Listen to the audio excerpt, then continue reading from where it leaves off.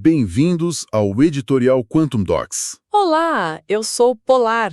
E eu sou o Zenit. Hoje a gente vai mergulhar num assunto, olha, que sempre dá o que falar, né? Gera bastante discussão. Verdade. É a tal da vitamina B17, que cientificamente o pessoal conhece como amigdalina. Isso aí. E a nossa conversa hoje ela vai se basear num artigo que saiu aqui mesmo no Quantum Docs, a vitamina B17. Ah, legal. Ele tenta juntar as várias peças, sabe? O que é essa substância, o que dizem alguns testes de laboratório, quais são os perigos reais mesmo, a visão dos órgãos de saúde, um pouquinho da história dela também. E o nosso objetivo aqui, acho que vale deixar bem claro, né? É apresentar isso de vários ângulos, de um jeito didático, acessível, mas, assim, sem tomar partido. Exato, imparcialidade total. Do lado que faz o alerta sobre os riscos. A ideia é que quem ouve a gente possa, sei lá, ter mais ferramentas para pensar e formar a própria opinião, né? É isso, nada de resposta pronta aqui. A gente traz a informação, as diferentes visões do artigo. Então vamos começar a desembrulhar isso aí. O que é, afinal, essa tal de amigdalina? Bom, para começar, o artigo coloca que ela é uma substância natural. Natural. Onde que a gente encontra? Então, principalmente em sementes ou naqueles caroços de várias frutas bem comuns, tipo damasco, maçã, pêssego, ameixa. Ah, tá. Até em amêndoa amarga tem. Ou seja, tá aí na natureza em coisas que a gente até conhece. Entendi. Quimicamente falando, a classificação dela é meio complicadinha. Glicosídeo cianogênico. Cianogênico, já sou um alerta aí, né? Pois é. Esse nome já entrega o ponto central de toda a polêmica. Cianogênico quer dizer que, em certas condições, ela pode gerar cianeto. Cianido, aquele veneno. Exatamente. Aquele composto químico super conhecido por ser tóxico, quando a amigdalina é processada no nosso corpo, principalmente lá no intestino, ela libera o cianeto. Esse é o, grande problema, sabe? A razão para tanta cautela. Nossa, que coisa. É uma dualidade impressionante mesmo. Uma substância que vem de fruta, mas que carrega esse potencial tóxico, né? Exato. E, apesar disso, a amigdalina, que o pessoal às vezes chama de laetril, ou até dessa vitamina B17, ela ficou bem popular em alguns círculos, né? Muito. Principalmente na medicina alternativa.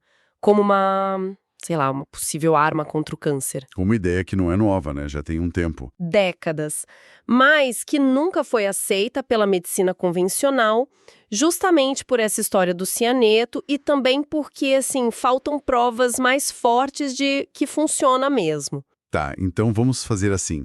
Primeiro, vamos olhar para o lado que anima quem defende essa substância. As pesquisas de laboratório. O que esses estudos in vitro? Isso, in vitro, em células isoladas, né? Fora do corpo. O que eles sugerem? Olha, o artigo compila vários desses estudos. E um achado que aparece bastante é que a amigdalina parece conseguir induzir uma coisa chamada apoptose. Apoptose. O que é isso exatamente? É o termo técnico para um suicídio celular programado. É um jeito natural do corpo se livrar de célula velha ou danificada. Ah, entendi. Só que esse mecanismo muitas vezes falha nas células do câncer, né? E esses estudos in vitro indicam que a amigdalina talvez pudesse, reativar esse processo de autodestruição nas células tumorais. Interessante. E como que isso aconteceria, segundo essas pesquisas de bancada? Tem alguma pista? Tem sim. O artigo cita uma publicação, acho que da Anti-Cancer Agents in Medicinal Chemistry, que detalha alguns possíveis mecanismos. Um deles seria ativando umas vias lá dentro da célula ligadas às mitocôndrias. As usinas de energia da célula. Isso, que acabariam disparando a tal da apoptose. Outra linha de pesquisa sugere que ela poderia bagunçar o ciclo de divisão da célula do câncer, sabe?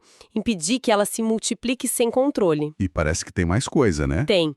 Fala-se também que a amigdalina, nesses testes de laboratório, conseguiria diminuir a atividade de uns guarda-costas moleculares que protegem a célula do tumor. Tipo o quê?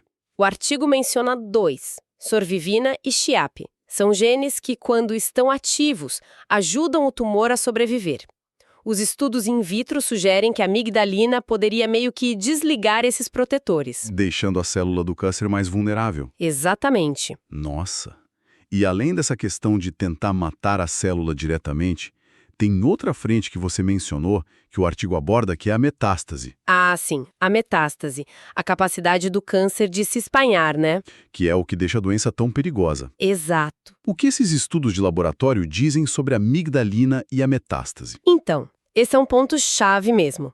Alguns estudos in vitro, de acordo com o artigo, indicaram que a amigdalina poderia atrapalhar a vida da célula cancerígena nisso também. Como assim? Parece que ela interfere no jeito como essas células se agarram umas nas outras e no ambiente em volta, como elas se movem e como invadem os tecidos saudáveis. O artigo até dá um exemplo com células de câncer de rim em laboratório. Eles viram que a amigdalina diminuiu a capacidade dessas células de se fixarem e de cavarem caminho através de barreiras que imitavam tecidos. E sabem como? Aparentemente, mexendo com umas proteínas na superfície da célula, as integrinas. Pensa nelas como se fossem as mãos e os pés que a célula do tumor usa para se prender e se mover. Ah, tá. A amigdalina, nesses testes, pareceu dificultar o uso dessas ferramentas pela célula. Entendi. Se isso funcionasse em gente, seria incrível, porque a metástase é o grande problema. Mas, claro, estamos falando de laboratório. Exato. Sempre bom lembrar disso. Ambiente controlado, células isoladas. E ainda tinha uma terceira linha de pesquisa que você falou, né? Ligando a amígdala com o sistema imune. Isso. O nosso sistema de defesa. Estudos com células de câncer de fígado, aquele ligado à hepatite B, teriam mostrado umas coisas bem intrigantes.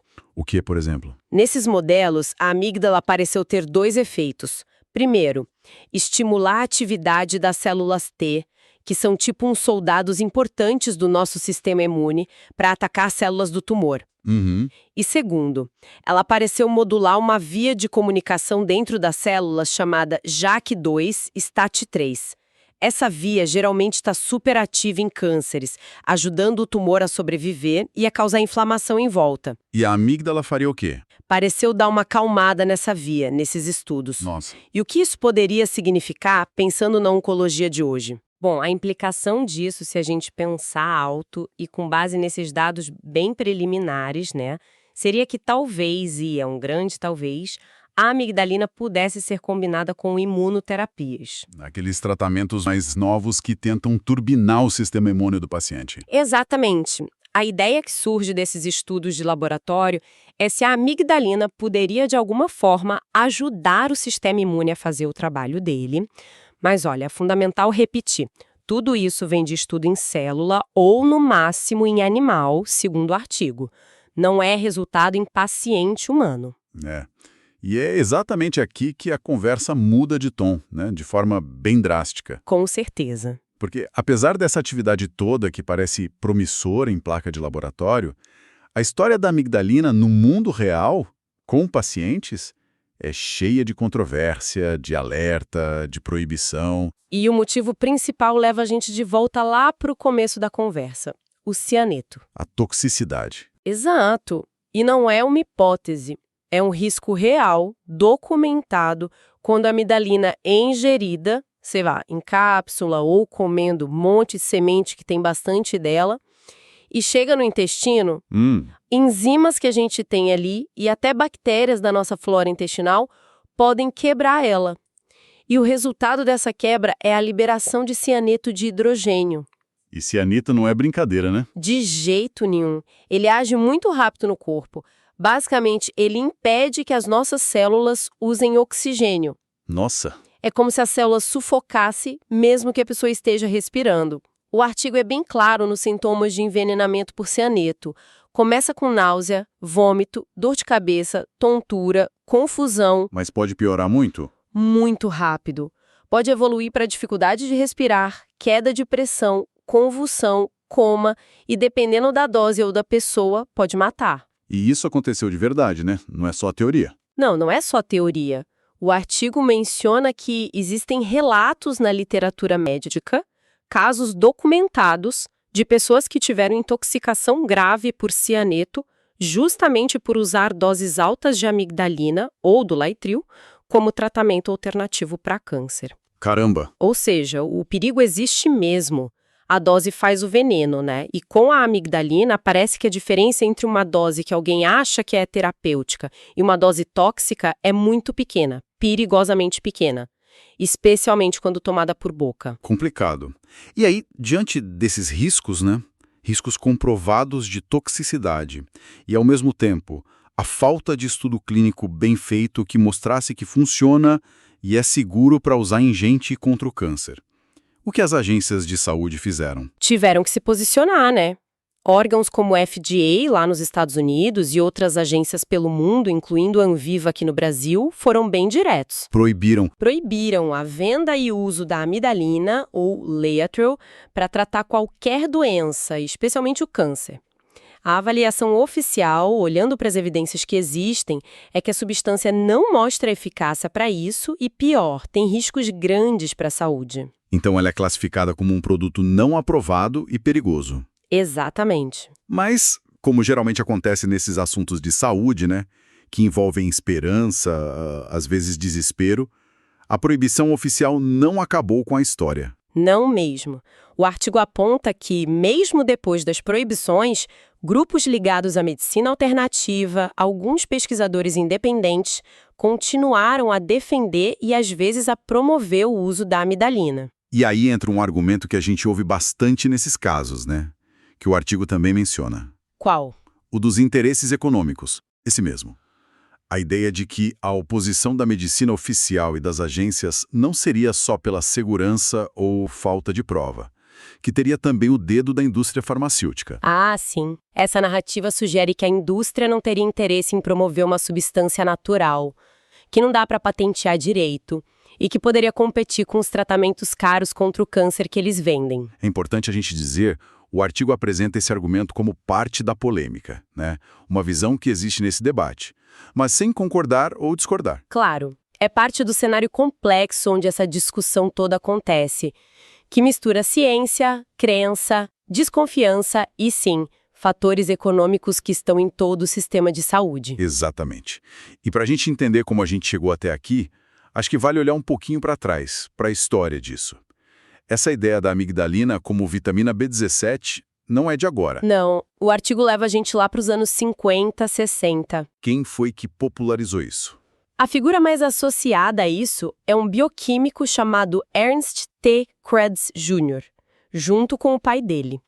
Foi ele quem criou esse termo, vitamina B17. E ele tinha uma teoria bem específica sobre o câncer. Qual era a teoria dele? A teoria do Krebs, como o artigo explica, era que o câncer não seria causado por, vírus ou mutação, mas sim por uma deficiência nutricional, falta dessa tal vitamina. Ah! Ele dizia que, assim como falta vitamina C causa escorbuto, a falta da B17 causaria câncer. E a solução, claro, seria consumir a amigdalina, para prevenir ou para tratar. Ele até criou uma versão modificada, o Laetrile, para usar como remédio. Essa ideia de que o câncer é uma doença de falta de vitamina deve ter chamado muita atenção na época. Muita. Atraiu muitos seguidores, só que o artigo ressalta bem isso. Essa hipótese nunca foi comprovada cientificamente. Nunca? Nunca.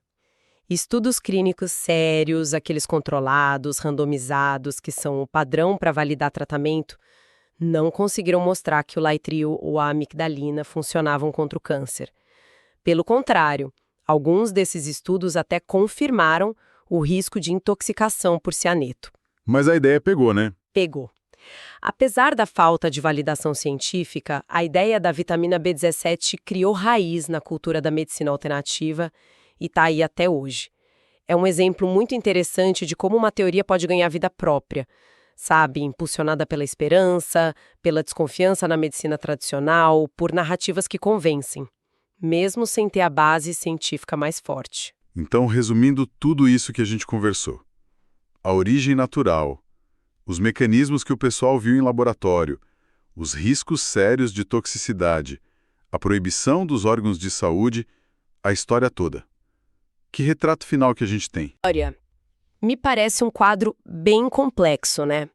Cheio de contraste, muito polarizado. De um lado tem o que se viu no laboratório, que o artigo descreve, a amidalina parecendo matar a célula de câncer, dificultar a movimentação dela, talvez até interagir com o sistema imune, são pistas intrigantes que talvez até justifiquem mais pesquisa básica para entender melhor esses mecanismos. Mas do outro lado... Do outro lado, tem a realidade clínica e a toxicologia.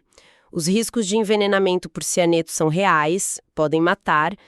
E o ponto principal, falta a comprovação, por estudo clínico bom em gente, de que o benefício supera o risco. E essa falta de prova é o argumento central das autoridades de saúde para manter a proibição. Exatamente. O artigo termina justamente nessa linha de cautela, né? Apontando que precisa ter rigor científico, responsabilidade ao tratar desse tema. A busca por novas terapias contra o câncer é super importante, claro, mas tem que ser guiada por evidência sólida e pela segurança de quem vai usar. E a comunicação sobre isso precisa ser transparente, né? Reconhecer tanto o que pode ser potencial quanto o que é perigo real. Sem dúvida, fica muito claro que essa história toda da vitamina B17, da amidalina, é um exemplo pequeno de tensões muito maiores que existem na área da saúde. Que tipo de tensões? A tensão entre a pesquisa inicial, lá no laboratório, e a aplicação prática, entre a esperança de cura e o risco de fazer mal, entre a regra que tenta proteger todo mundo e a liberdade de cada um buscar tratamento alternativo, e entre jeitos diferentes de pensar sobre saúde e doença. É verdade. E isso deixa a gente com uma reflexão importante, né? Que vai além só desse caso. Qual seria? Como é que a gente, buscando informação confiável, no meio de tanta opinião, tanta alegação, pode navegar por assuntos tão controversos assim? Como achar o equilíbrio entre ter a mente aberta para coisas novas e ter o pensamento crítico que exige prova forte? E como pesar a esperança, que é tão humana, contra a necessidade de segurança, especialmente quando se fala de doença grave e quando tem gente defendendo cada lado com tanta paixão, com interesses tão diferentes em jogo. É uma pergunta difícil, sem resposta fácil, mas que talvez seja fundamental a gente continuar se fazendo. Bom, agradecemos a todo mundo pela audiência, pela conexão. Continuem acompanhando nosso trabalho nas redes sociais, @QuantumDocs, e também no site estudos.quantumdocs.space. Agradecemos também a nossa audiência internacional, que a gente sabe que tem, principalmente nos Estados Unidos e na Europa. Muito obrigado e até a próxima! Até a próxima!